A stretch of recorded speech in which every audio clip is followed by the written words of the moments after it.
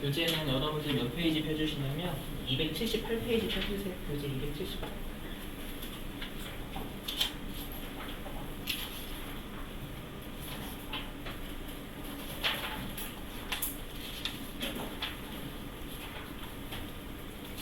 자, 교재 278페이지 거기 여러분들 가장 중요한 맨 위에 자동결산 정리사항 있죠? 그죠? 거기 아마 딱 한 개 밑줄 서져 있을 거예요. 맞죠? 이제 두 번째 밑줄 서주셔야 돼요. 278페이지.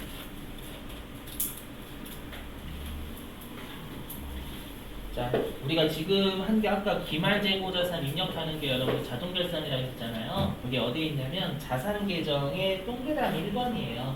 동그라미 1번 있죠? 동그라미 1번을 좀 지워주시고요. 제목 좀 바꿀게요. 제목이 여러분들 이해하기 좀 힘든 좀 거여가지고 여기 동그라미 1번에 재고자산 계정의 정리라고 있죠. 그걸 좀 적어주실게요. 바꿔주시고 어떻게 바꿔주시냐면 기말 재고자산 금액 입력이라고 적어주세요. 기말 재고자산 금액 입력이라고 기말 재고자산 금액 입력 기말 재고자산 금액 입력 그렇죠? 이거 외워주셔야 돼요. 두 번째 이거 보시죠. 이거 어떻게 입력하냐? 네, 드럽게 쉬워요. 진짜 쉽어요. 20초 커나 20초. 어떻게 하시면 되냐면 시험에서 줘요. 자, 우리가 시험에는 주로 공장을 많이 내기 때문에 공장에서는 우리가 원재료 사온다라고 했죠. 그래서 여기 기말 원재료 재고액 보이는데요. 시험에서 만약에 기말 원재료 500만 원이다라고 하면 기말 원재료 500만 원 집어넣어주면 되죠. 자, 꽉치고. 자, 그 다음에 여기 기말 제공품 재고액이라고 되어 있죠. 그죠? 우리 제공품 뭐냐면 만들고 있는 걸 제공품이라고 해요. 기말 제공품이 900만 원이다라고 하면 900만 원 집어넣어주면 된다라는 거예요. 자, 기말 제품이 얼마다라고 보시면 그 금액을 여기다 넣으시면 됩니다. 정말 이게 되지. 그래서 나오면 잘 먹겠습니다. 하고 보시면 됩니다. 그다음에 뭐 시계 할게요. 우리 거 하시면 진짜로 30초 나오면 30초. 할게요. 자, 이제는 평가라는 거 할게요, 여러분들. 평가. 여기는 출제가 그렇게 잘 되는 편은 아니에요. 아닌데, 회계 전반에 걸쳐서 영향을 주는 애가 또 하나 나와서 그래요. 회계 전반에 걸쳐서. 항상 걔네들은 하고 가야 돼요. 나중에 뒤에 부분하고도 연관성이 있는 부분이 좀 있거든요. 자, 보시면. 자, 우리가 항상 자산은 기말을 평가한다라고 했죠, 여러분들. 시가로 알려줘야 된단 말이에요. 그죠? 근데 여기 좀 특이해요, 보시면.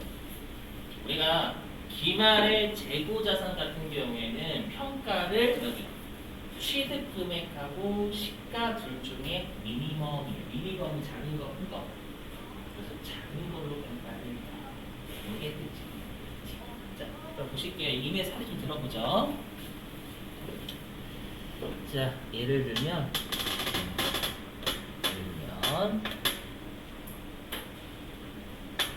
자, 내가 취득금액은 얼마냐면 100원이었대요. 취득금액은 100원이었어요. 근데 시가가 얼마가 되냐면 얘가 120원 된 거예요, 상품이. 그럼 이거는 시가가 올라간 거예요, 내려간 거예요? 올라간 거죠? 그럼 시가가 20원만큼 올라갔잖아요. 근데 둘 중에 작은 거다라고 돼 있죠. 둘 중에 작은 것이면 뭐로 평가하겠다는 얘기예요? 그죠? 100원으로 평가하겠다라는 거예요. 이 말은 시가가 상승하는 걸 안 잡겠다라는 뜻이기도 하죠, 여러분. 그죠? 반대로. 자, 100원짜리가 80원짜리가 됐대, 시가가. 두 번째요. 두 번째는 시가가 올라간 거예요, 내려간 거예요? 내려간 거죠, 여러분들. 맞죠? 시가가 내려갔어요. 그럼 시가가 내려갔는데 둘 중에 작은 것으로 평가한다라고 돼 있어. 얼마로 평가하겠다라는 거예요? 그죠? 80원으로 평가하겠다라는 얘기잖아요. 그죠? 그럼 아래 건 시가가 하락한 걸 잡겠다라는 거예요. 이해되시겠어요? 일단 계산망측 하죠. 우리가 단기 매매 증권에서 평가는 시가 오르락 내리락 둘 다 잡았거든요. 맞죠? 근데 재고자산은 특이하게 둘 중에 작은 것으로 잡아요. 자, 이유를 설명드리긴 할 거지만 이유는 나중에 여러분들 암기사항이에요. 뭐냐면 여러분 재고 자산은 워낙 샀다 팔았다를 많이 하는 우리 회사의 주된 목적인 자산이죠. 그렇죠? 그러면 재고 자산의 시가가 오르면 어차피 나중에 판매로 이어질 게 확실해요. 그러니까 판매를 많이 하잖아요. 여러분들이 만약에 마트를 차리셔가지고 마트의 물건의 시가가 12월 30일에 떴대요. 어차피 나중에 매출로 이어질 거기 때문에 굳이 지금 이 평가 수익을 잡지 말자는 거예요. 무슨 말인지 이해되세요? 하지만 마트 물건이 100원짜리가 기말에 80원이 됐대요. 그렇죠? 그럼 좀 쟁여놓으시겠죠, 여러분들 시간 뜰 때까지. 그때는 평가 손실을 좀 잡겠다라는 거예요. 그 의미예요. 알겠죠? 어차피 매출도 금방 이어질 거니까 굳이 평가 이익은 잡지 말고 평가 손실은 바로 잡자라는 거예요. 이해되시겠어요? 매출 이어질 거 확실하니까. 자, 그 논리예요. 그래서 뭐냐면 이걸 뭐라고 하냐면 이걸 적합법이라고. 그러니까 재고 자산은 평가를 둘 중에 작은 가격으로 하니까 적합법이라고 합니다. 그래서 적합법은 뭐냐면 시가가 하락하는 것만 재고 자산은 평가된다라는 거예요. 아시겠죠? 옛날에는 이거 좀 물어봤었거든요. 다음 중 적합법을 쓰는 사유 옳지 않은 것은 다 요거예요, 여러분. 잘 나오는 편은 최근에 안 된지 꽤 됐어요. 뭐냐면, 자, 여러분들 시가가 떨어진 건 회사 입장에서는 기분이 좋은 상황이에요? 나쁜 상황이에요? 나쁜 상황이죠. 회사는 판매 목적으로 가지고 있고 시가 떨어지면 기분 안 좋아요. 그러니까 기분이 안 좋은 상황 생각하시면 돼요. 보시면 여기 장기 채화라는 건 판매가 장기적으로 지연이 됐다라는 걸 장기 채화라고 그렇죠? 판매가 지연이 될수록 우리가 아이스크림 가격이 떨어지죠, 여러분들. 맞죠? 그럼 기분이 안 좋은 상황이죠. 최근에는 여름 돼가지고 아이스크림 가격이 올랐더라고요. 마트 가서 400원 주고 사 먹었는데 어저께 400원이겠지 뭐 하나도 500원씩 시키더라고. 당황했어요. 자, 그 다음에 진부화는 뭔지 아시죠? 진부화. 그게 뭐냐면 유행이 지난 걸 진부하다라고 불러요. 진부화. 그래서 우리가 뭐 갤럭시나 아니면 아이폰은 신기종 나오면 그 전에 기종 시가 떨어지게 돼 있죠. 그죠? 자, 그 다음에 뭐냐면 자, 내가 판매하는 가격은 변함이 없어요. 판매 가격이 변함이 없어요. 근데 사오는 가격이 올라가요. 그 물건의 시세는 떨어지는 거죠, 상대적으로. 이해되세요? 그래서 원가, 내가 사오는 가격인 원가가 올라가면 우리가 시가는 하락하게 돼 있어요. 이해되세요? 근데 이걸 시험 문제가 빨간색을 쳤냐면 옛날에 이걸 원가가 하락할 때라고 장난을 친 적이 있어서 그래요. 사오는 가격이 줄어요. 근데 내가 판매하는 가격은 그대로예요. 그러면 시가는 올라가죠. 물건의 시가는 올라가는 게 상대적으로. 이해되세요? 조심하시고. 자, 그럼 여기에서 우리가 뭘 여러분 알고 계셔야 되냐면 이거 지울게요.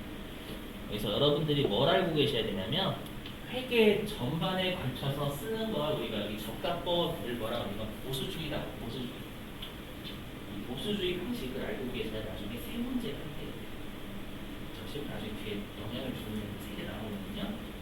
뭐냐면 우리가 여러분들 보수주의라는 거 회계에서 신중하다라는, 최대한 신중하자라는 게 보수주의입니다. 예를 들면 여러분들이 이런 거 있죠. 보수적인 아버지 생각하세요. 보수적인 아버지. 자, 아버지가 보수적이에요. 보수적.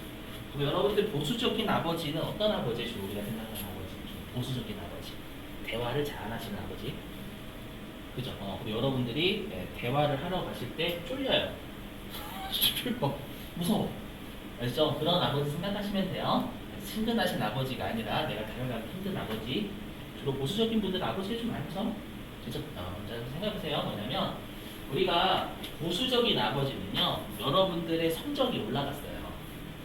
성적이 올라가면 이제 여러분들이 이제 어머니하고는 또 대화를 많이 하시니까 주로 아버지가 보수적이면 어머니까지 보수적이면 거기서 난리 나는 거죠. 맞죠? 그 집안은 거의 무서워. 어떻게 좀 집에 들어가기 싫어. 맞죠? 그래서 주로 아버지가 보수적이면 어머니가 여러분들 좀 괜찮죠? 맞죠? 조율 잘 해주시잖아요, 주로. 그래서 여러분들이 그 대학교나 또 고등학교 때 엄마 나 이번에 성적 되게 잘 나왔다? 우리 딸 너무 잘했어 이렇게. 근데 우리 외식하러 가면 안 될까 엄마? 이렇게 고등학교나 중학교 때. 그래서 이제 어머니가 아버지한테 가죠. 아버지한테 여보 우리 딸이 이번에 시험 잘 봤는데 외식 좀 하러 갈까요? 호들갑 떠냐고. 보수적인 아버지요. 보수적인 아버지는 결국에 호들갑 떠냐고. 저 성적 잘 나온 거 그런 거 가지고 회식하면 뭐 하는 거냐고 이렇게. 이해돼요. 그 말은 뭐야? 성적이 올라간 걸 아버지가 인식을 안 해요. 맞죠? 그걸 회계로 따지면 이익이 올라가면 인식을 안 하는 거예요. 이익이 올라가면. 되세요? 성적을 이익이라고 생각하시면 돼요. 근데 여러분들의 성적이 떨어졌어요. 성적이 떨어지면 아버지가 어떻게 해요? 바로 패죠. 보수적인 아버지는 성적이 올라가면 칭찬 안 해줘요. 안 겪어보셨구나 여러분들이. 그죠? 근데 보수적인 아버지는 성적이 내려가잖아요. 바로 여러분들 때리게 돼 있어요. 나중에요. 그 말이 뭐예요? 이익이 내려가면 바로 잡아요. 맞죠? 그게 보수주의예요. 보수주의. 이익이 내려가면 바로 잡는 거예요. 회계에서. 바로 장부에 기록하고 이익이 올라가면 장부에 안 적는 거예요. 왜냐면 이익이 올라갈 것 같아요 라고 호들갑 떨었는데 알고 보니까 이익이 다 떨어졌어. 그러면 쪽팔리죠. 맞죠? 근데 우리 회사 이익이 떨어질 것 같아요. 되게 보수적으로 잘 듣는 거예요. 나중에 이익을 발표할 때 서프라이즈 하면 얼마나 멋있어요. 맞죠? 그러니까 관종이죠. 이해되세요? 그래서 회계에서는 보수주의가 이거의 핵심 요거예요. 이익을 최대한 낮게 잡는 걸 우리 회계에서 보수주의를 적용한다라고 해요. 아시죠? 지금의 여기에서는 잘 안 나오지만 나중에 세 군데에 엄청난 영향을 줄 거예요. 아시죠? 회계 앞으로 하시다 보니 보수주의 좀 자주 만나시게 될 겁니다. 진짜일걸요? 그러면은 여러분 어쩌라고 아시겠지만 우리 여태까지 회계 전반에 걸쳐서 중요한 거 엄청나게 했었죠 여러분들. 그거 다 관련 있잖아요. 그죠 어머님? 아니에요. 그거예요? 다른 분한테 엄마 늦게 들어가니까 치킨 시켜 먹거나 그거요? 아니요. 어머적인 거. 죄송합니다. 그거 되게 좋았는데 저희 어머니 엄마 늦게 들어갈 테니까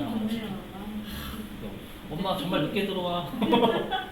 죄송합니다. 아닙니다. 되셨죠 여러분들?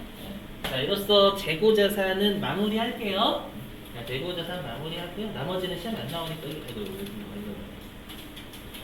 자 어디 있냐면은요 여기 이제 투자자산 쪽입니다. 투자자산 40페이지.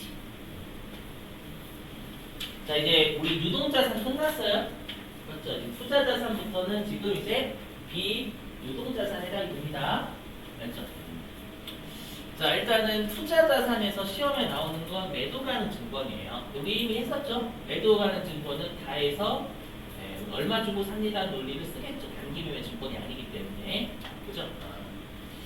그래서 단기 매매 증권이 아니니까 매도 가능 증권 여기 있죠. 취득 부대 비용까지 더해야 된다라는 거예요. 조심하실 게 있습니다. 이거 조심하셔야 돼요. 이거. 자 보실게요. 우리 시험에 이걸 매도 가능 증권 최근 들어서 내고 있더라고. 원래는 잘 안 냈는데. 자 보시죠. 여기. 자 제가 지금 실기에서 매도 가능 증권 이렇게 매도라고 검색을 했어요. 근데 보니까 여기 매도 가능 증권이 두 개가 뜨죠. 178번 매도 가능 증권 있고 여기 123번 매도 가능 증권 있잖아요. 그죠? 이 둘의 차이가 있어요. 뭐냐면 내가 삼성전 우리가 번호가 낮을수록 유동자산에 가까워. 우리 유동성 배열법 기억나시죠? 유동성이 빠를수록 먼저 배열하는 거. 그래서 현금이 101번이거든. 가장 빠르잖아요. 현금이. 그죠? 그래서 위에 있는 매도 가능 증권이 유동자산의 매도 가능 증권이고요. 아래쪽에 있는 매도 가능 증권이 투자자산의 매도 가능 증권이에요. 번호가 높잖아요. 높을수록 유동성이 낮은 거예요. 되셨죠? 이게 무슨 말이냐면 자 여러분들이 삼성전자의 주식을 장기 투자 목적으로 사셨어요. 응? 삼성전자의 주식을 장기 투자 목적으로 사시면 요놈 시키 잡는 거예요. 178번. 장기 투자 목적이 우리가 알고 있는 매도 가능 증권이잖아요. 얘가 되셨어요. 근데 우리 저번에 했었지만 내가 삼성전자의 주식을 원래는 장기 투자 목적으로 가지고 있었단 말이에요. 근데 삼성전자의 주식 계속 오르고 있는 거예요. 갑자기 5일 동안 30% 올랐어요. 어떻게 해야 돼? 장기 투자 목적 무슨 빨리 팔아야지. 저 언제 그렇게 뛸 줄 알고.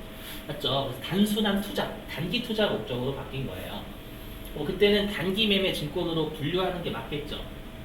그죠? 그렇게 못해요. 왜냐면 단기 매매 단기 매매 증권은 우리가 취득할 때 수수료 비용 잡죠. 어? 그죠? 그리고 단기 매매 증권 평가를 영업의 수익이나 비용 처리하잖아요. 그죠? 그 말은 손익계산서에 단기 순이익에 영향을 줘요. 단기 매매 증권으로 분류를 하게 되면. 이해되세요? 그래서 단기 매매 증권으로 분류를 바꾸게 되면 회사가 언제든지 지들이 맘만 먹으니 조작할 수가 있어요. 이해되세요? 그래서 단기 매매 증권으로 재분류 절대 안 돼요. 아시죠? 그럼 내가 장기 투자 목적이었다가 단기 투자 목적으로 바뀌면 얘를 쓰거든요. 이게 유동자산 쪽 요거 매도 가는 쪽 얘로 바꿔요. 파란색으로. 이해되세요? 그럼 결론은 뭔데? 우리 시험에서 매도 가능 증권을 실기에 내면 다 투자 자산이라고 내요. 그 말은 아래 번호 쓰셔야 된다라는 거예요. 검색하면 바로 위에 커서 갈 거거든요. 위에 커서 가면 점수 없어요. 아래 거 178번 넣으셔야 돼요. 아니 외우세요. 시험 매도 가능 증권 내긴 하니까 1급도. 그 말이에요. 그 말.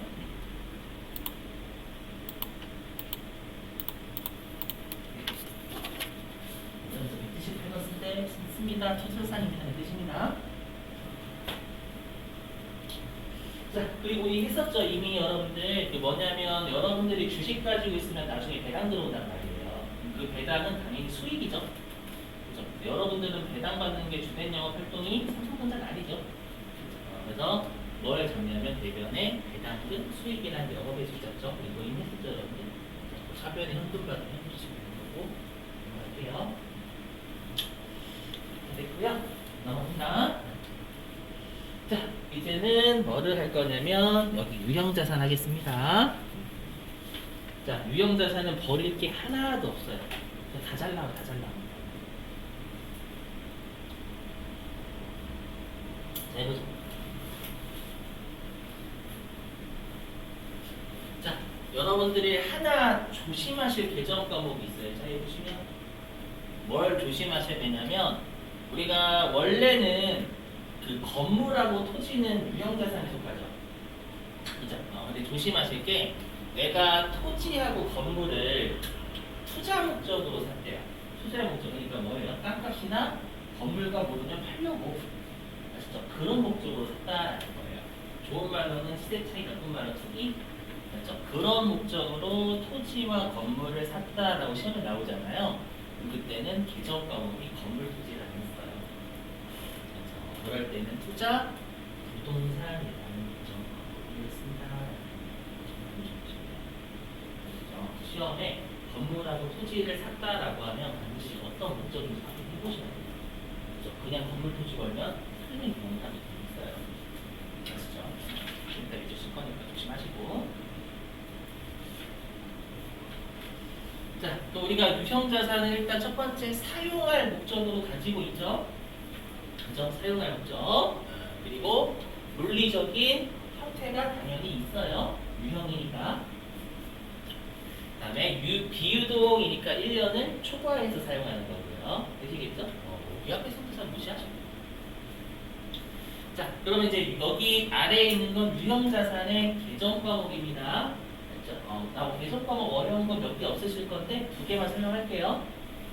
자, 토지 뭐 어렵진 않으실 거예요. 근데 감가상각에 대해서 좀 설명할게요. 감가상각 되게 중요하거든요, 회계에서는.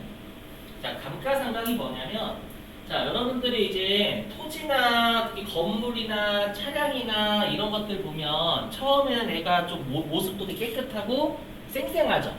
기능을 잘 한단 말이에요. 초기에.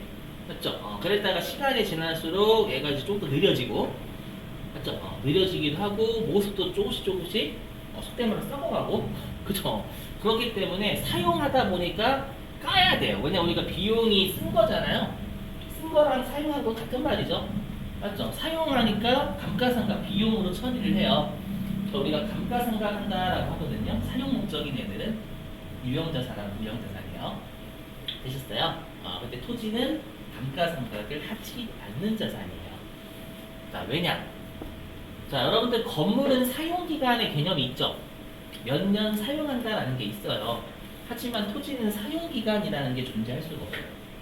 무슨 말이냐? 강원도에 건물이 불탔대요. 건물 사라진 거 맞죠? 강원도에 토지가 불탔대요. 강원도 없어져요? 그죠? 강원도 없어지잖아요, 여러분들. 토지는 영원해요, 영원. 영원하다라는 건 감가상각 못해요. 몇 년 사용할지 모르는데. 아시겠죠? 무슨 말인지. 그리고 나머지 넘어갈게요. 건물 모르실 분 없고요. 시험에 부충문은 안 나와요. 기계 장치를 모르실 분은 없어요. 기계를 살 때 기계 장치라고 합니다. 기계라고 하지 않고요. 아시죠? 자, 그 다음에 좀 여러분들이 외워주실 이 차량 운반입니다. 차량 운반. 개정 과목 설명할게요. 자, 차량 운반구가 뭐냐면 우리가 일상생활에서는 탈 것들의 이름을 다 달리 부르죠. 오토바이, 자전거, 뭐 비행기, 택시, 막 이런 다 다른 화물차, 뭐 지게차 다르잖아요. 맞죠?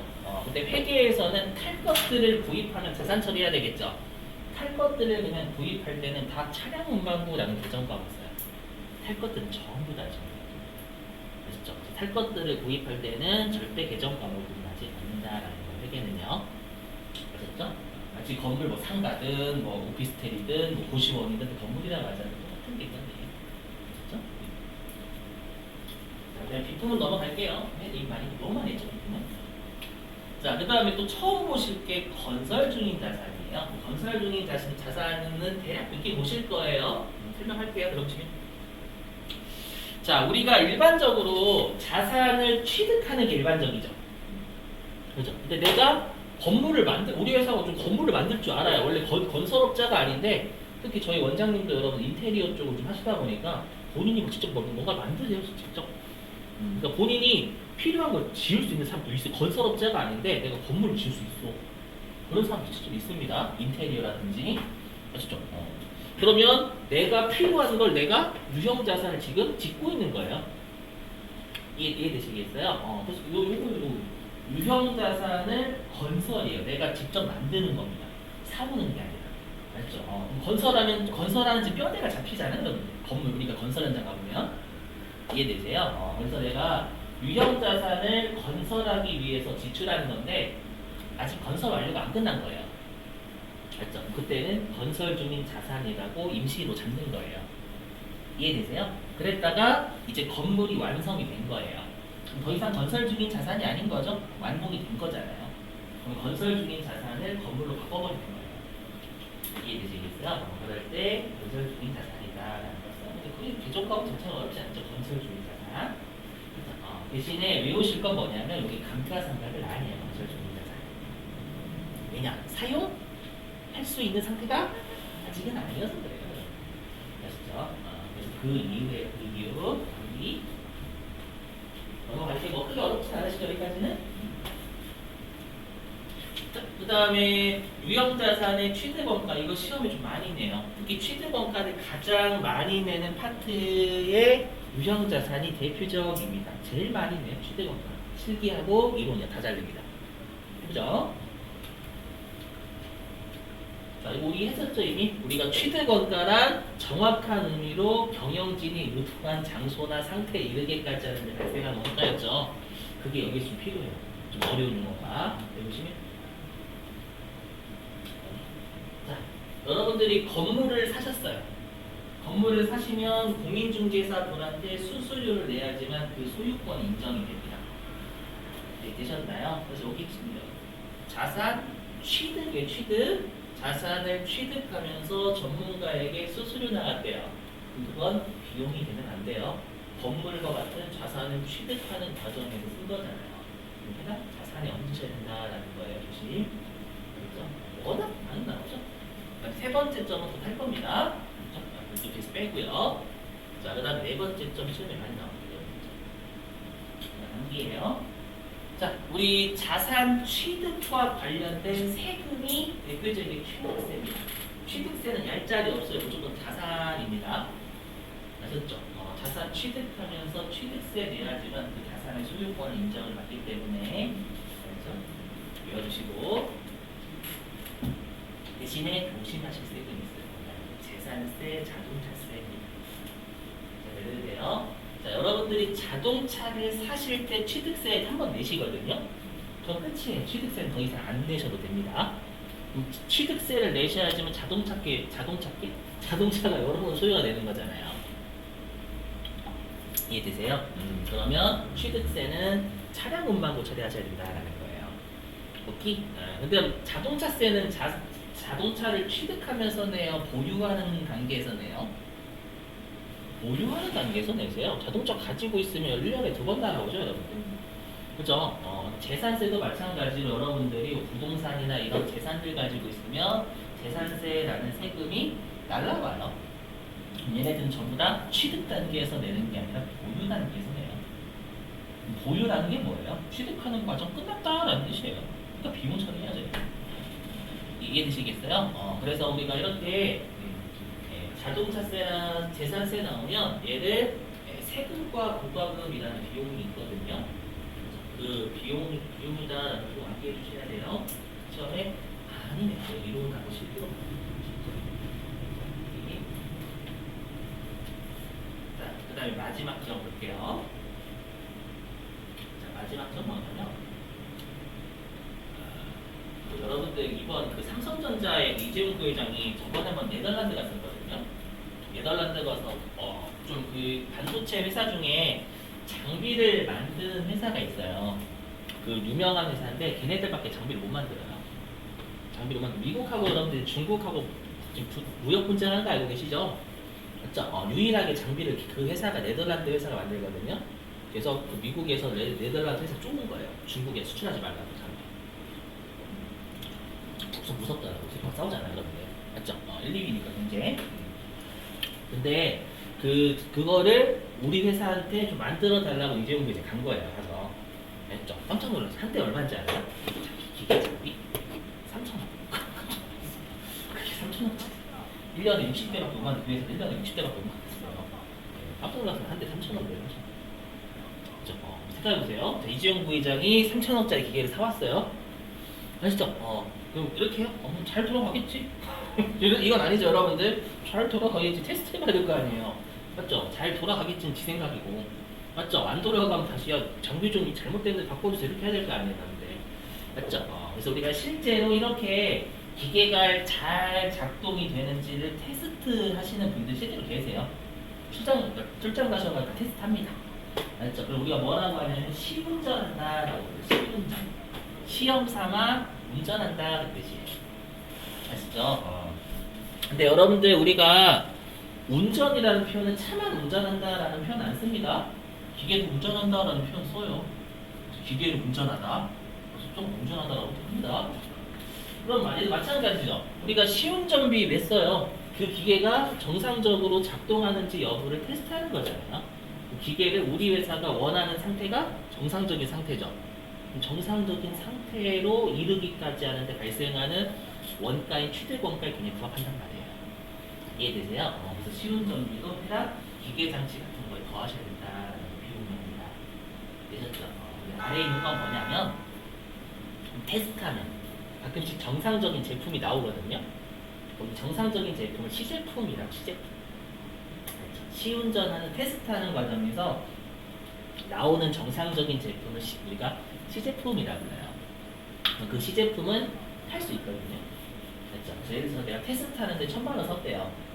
근데 시운전 테스트하는데 1,000만 원 썼는데 100만 원만큼의 정상적인 제품이 나와서 팔아서 100만 원을 건졌대요. 순수한 테스트비로 900만 원 쓴 거죠. 그럼 900만 원만 더하라 그 뜻이에요. 아시죠? 근데 표현이 이렇게 돼 있죠. 1,000만 원 더하는데 100만 원 차감해야죠. 이해됐대요? 거기 시운전 과정에서 시제품 매각액은 취득원가의 차감이라고 되어 있잖아요. 그죠? 반대로 얘기하면 무슨 말이에요? 그냥 순수한 시운전비만 취득원가에 더해라 그 뜻이에요. 이걸 말 되게 어렵게 표현해요. 방금 사례를 따지면 시운전비 1,000만 원 더하고 대신에 시제품 팔아서 100만 원 남겼니? 그럼 빼? 900만 원 더하라는 얘기잖아요. 여러분들. 무슨 말 이해되시겠어요? 그걸 좀 이따 어떻게 하라고 그런 거예요. 아시죠? 넘어갈게요. 또 잘 외워주세요. 시험에 내니까.